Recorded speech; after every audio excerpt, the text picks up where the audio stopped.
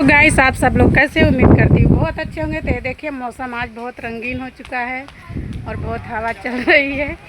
और यहाँ देखिए मेरी चाची जो है बहुत ज़ोरों शोरों से जो है कि वो गेहूँ महुआ सब उतार रही हैं।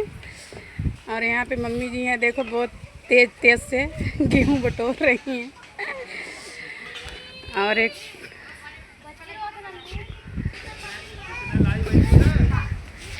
और ये देखिए यहाँ पे सब लोग मौसम का मज़ा ले रहे हैं, सब लोग अच्छे से।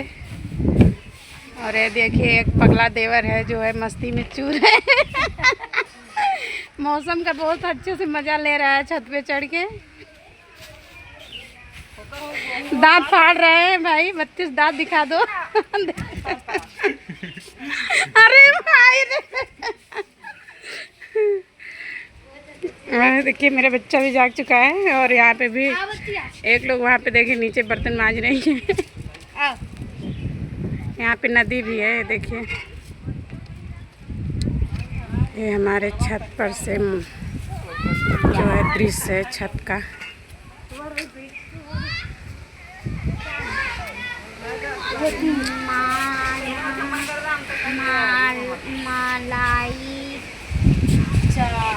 इधर करा नन्नू, बाय बाय।